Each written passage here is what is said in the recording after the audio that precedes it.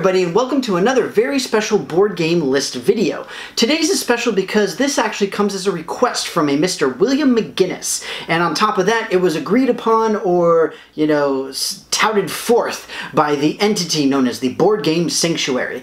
And what is the topic for today? Well, I will tell you, it is my bottom 5 of the top 100. I just thought it sounded a little bit more clever. Now, what do I mean by that? I mean, I looked at Board Game Geek, the rankings, and I looked at the top 100 games as they are currently listed as I looked it up the day that I looked it up, right? So when I looked at them, then I looked through and I found the 5 games that I enjoy the least, right? Now, there's a couple of very important caveats that I want to get out there first, okay?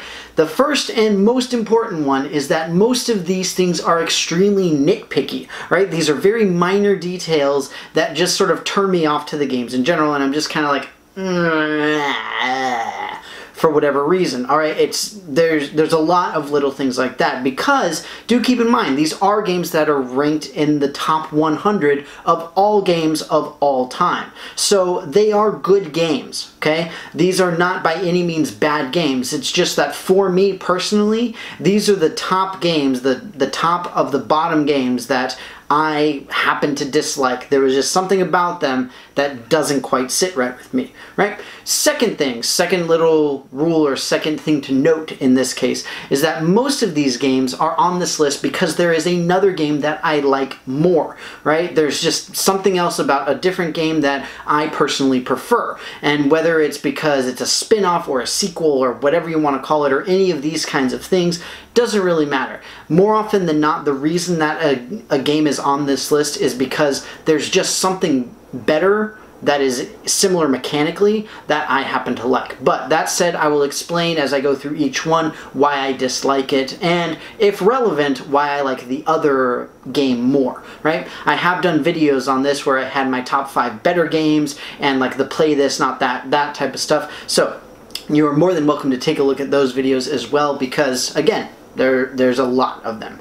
Okay, the third sort of caveat to say here is, as with pretty much all of the videos that I have done, I believe there's only 2 or 3 minor exceptions, these are all games that I have played, right? There are some games that I just don't want to play because at face value I'm just like, right? And I mean, that's just the way it is. There's 100 games in the top 100, and I obviously have not played all of them. So that is the final caveat for this. So with that, thank you very much for checking out this video. We're going to dive right in to my number 5. With my number 5, I will mention one other thing, is that all 5 of these games, or actually 4 out of 5 of these games, are ones that I do not own, right? I will show you the one game that I do own, but other than that, I don't own any of these. So, that said, at number 5, we have Ticket to Ride Nordic Countries. Nordic Countries is a little bit, well, it's not really a little bit different. It's different enough from Ticket to Ride, the original game, as well as Ticket to Ride Europe, which are also both on the top 100, that it just makes me not want to play Nordic Countries. So Nordic Countries itself, at the time that I looked it up, is ranked at 89. And the thing that I don't like about it is, first off, it's only 2 or 3 players. And that just makes it so much less versatile than Europe and the original game. And on top of that, the idea is that you have to play a lot more aggressively. And for some people, great, that's awesome, that's what you want. But for me, Ticket to Ride is more of an experience for, it's a lighter game. I like seeing it as a lighter game, and I like introducing players, I like introducing people who are not gamers to hobby gaming by using a game like Ticket to Ride. And the thing is, with Nordic Countries, yes, all the mechanics are the same and this, that, and the other, and maybe it's good as like a transitionary thing going from like regular Ticket to Ride to Europe to Nordic Countries, so you can get the more aggressiveness and, show like it's okay to be kind of a douche to your opponents, because that's what you got to do. But for me personally, in the context of the fact that it's a Ticket to Ride game, I personally do not enjoy Nordic Countries as much as the original game, or particularly Ticket to Ride Europe is the one that I really like. But with that, Ticket to Ride Nordic Countries is my number 5.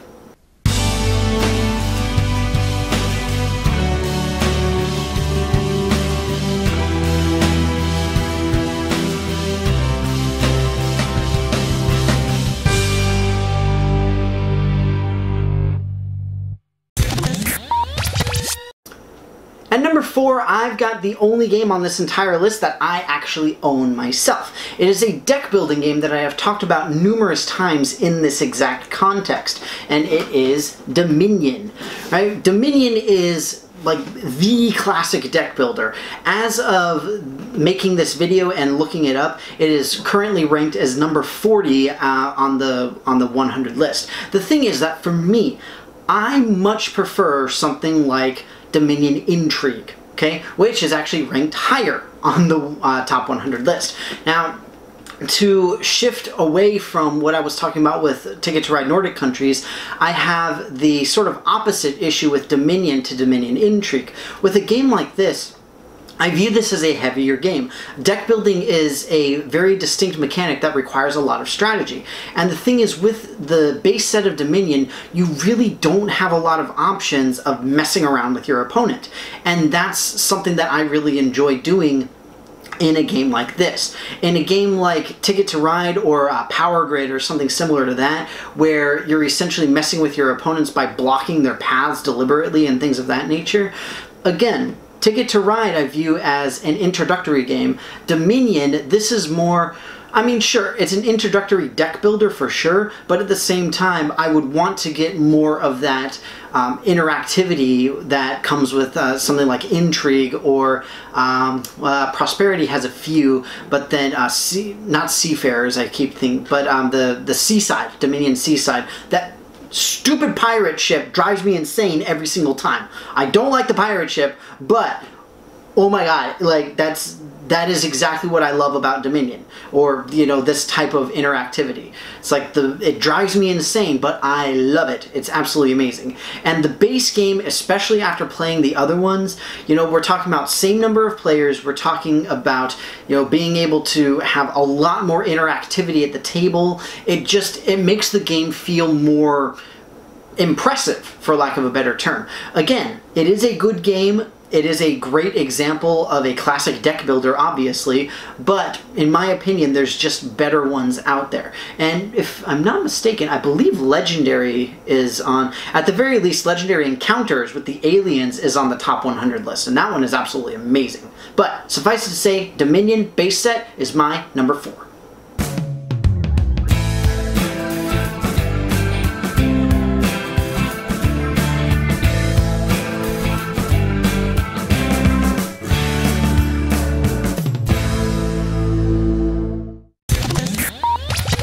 At number 3, I have a game that is really on this because it is one of very few of this genre that I have played, and I just do not like the genre, and that is Android Netrunner. If you have watched any of my videos before, then you know I am not a fan of like living card games or collectible card games or any of these kinds of things. I just don't like them. I will tell you, when I was a kid, I had Pokemon cards. I was that person. I had the trading cards, collectible card game, whatever you want to call it. I used to be in Magic the Gathering and all of these kinds of things. I did used to do it, but it just, I got out of it because I just stopped enjoying it. I don't like the idea of feeling that I have to go out and buy all of these new cards to stay competitive, have a nice deck, and all of these kinds of things. With Android Netrunner, yes, it's not to that great of an extent, but even so, just the base mechanics of having that card combat type of thing just does not appeal to me very much. Now, I'm fine with having card-based combat within the context of something else, so a good example of that is Blood Rage, where in Blood Rage you're playing cards during a skirmish attack, or for example in Memoir 44, or the what is it, Color in something, I don't remember the name of the series, but either way, Memoir 44, you have like the tactics cards, same thing with like X-Wing miniatures. That kind of thing is fine, but when you're talking about, you know, just these cards where you just have your deck and you're playing the cards out of your hand, and it's just it's just not my shtick. I do not enjoy them. It's not something that I like doing, right? So Android Netrunner, that's why that's on this list. The other option that I was seriously considering but ended up taking off was the Lord of the Rings card game, because everybody absolutely rants and raves about the Lord of the Rings card game. The problem is I have not played it. I mentioned it in my most recent Games to Play solo because it was one that a lot of people suggested, but the thing is, I just have not played it. It's not something that really appeals to me. Maybe at some point I'll play it, I'll give it a shot, see how I like it, and maybe it'll change my mind. But, excuse me, that said, Android Netrunner, as of looking it up on the Board Game Geek, is actually ranked number 12. So, I mean, clearly people love it, but for me, just that style of game does not appeal to me personally. So, that's just me. But either way, Android Netrunner, my number 3.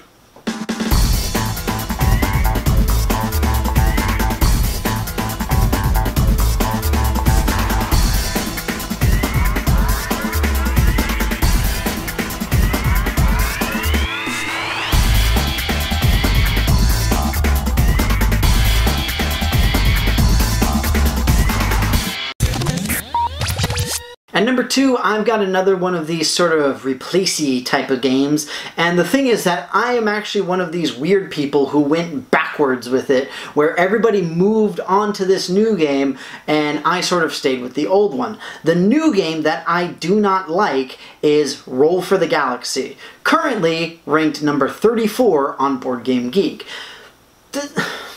Okay, first off, Race for the Galaxy is ranked higher, I'm just saying, okay? I'm just saying. I really enjoy Race for the Galaxy more. I prefer the gameplay style. I prefer the... I mean, you have just a bit of secretiveness because nobody is seeing what cards are in your hand. How do I describe it? I like the... I believe that Race for the Galaxy has greater versatility compared to Roll for the Galaxy because you have a lot more options at your disposal, whereas with Roll you've only got a few at a time. Yes, you can restack and move around and this kind of stuff, but at the same time you can very easily be effectively screwed over by getting bad tiles. Whereas with the card game with Race, then you at least have more options in your hand because you got a lot of different planets or developments or whatever it is to choose from. And on top of that, I like the depth of Race for the Galaxy more. Now, obviously, Roll for the Galaxy is going to be getting a ton of expansions. We know that. Okay, I believe it's already got 1 or 2. The thing is, I have not played with any of the expansions, but we know that they're coming out. Maybe when it does, the game will have more depth for my taste, and I'll be able to move away from Race a little bit more. But for me, for now, I much prefer Race for the Galaxy. That said, I will not say no to playing Roll for the Galaxy. I wouldn't say no to playing any of these games, except for Android Netrunner. But you know, in this case, I do enjoy Roll for the Galaxy, but it's just, I don't know, I just feel that it misses out on something that Race had that I really, really enjoyed, that really made the game for me personally. But with that, Roll for the Galaxy is my number 2.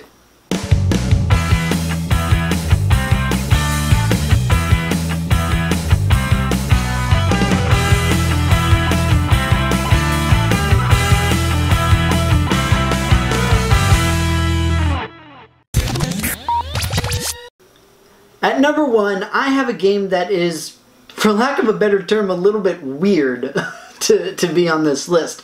Because it's a game that I actually do really enjoy playing, but it's more on this list because of the sheer audacity that this game has, and that all the reviewers have. The game itself is Pandemic Legacy Season 1. Now, for those of you who don't know, at present time, Pandemic Legacy Season 1 is the top-ranked game on Board Game Geek. And I do not know why. I don't get it. It is a fun game, I admit that. I enjoy playing this game. But, best game ever? No. It's just... I don't know how else to describe it. I've talked about Pandemic Legacy in the same context that I've talked about like Time Stories and Sherlock Holmes Consulting Detective and these play and burn games where I did like a discussion video on them. And the thing is, as a whole, it's not that I have an inherent problem with these types of games, but at the same time, just the lack of replayability really gets my goat, so to speak. And I'm saying that it's frustrating is the wrong word, but at the same time, I personally do not see how it is that Pandemic Legacy unseated Twilight Struggle as the top-rated game. For me, I absolutely adore Twilight Struggle. It is an incredibly deep, strategic, fun, amazing game. I really love it. Pandemic Legacy, not so much. Yes, it does have important decisions that you need to make. Yes, it is a well-designed game. Yes, it is a good narrative game. But I view it as a board game with a good story, right? Whereas I view Twilight Struggle as a very good strategic thinking game. And I mean, it's like I said, it's a little bit tough to describe, but suffice it to say, Pandemic Legacy, mostly it's on this list because of the audacity of unseating Twilight Struggle. I personally do not understand why it did that.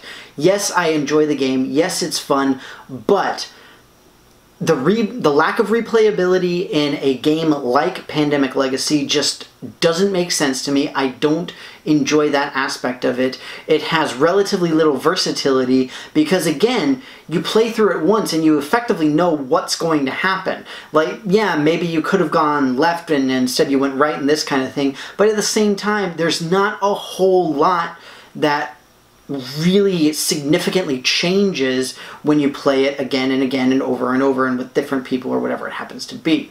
Okay, and again, same thing with Time Stories, but for me personally, I mean, Time Stories is on the top 100 as well, just as Sherlock Holmes Consulting Detective is as well. The thing is, I like those games more, and I think that, yes, it's good that they're on the top 100, but Pandemic Legacy at number 1, doesn't make sense to me. And so that's why Pandemic Legacy is my number 1.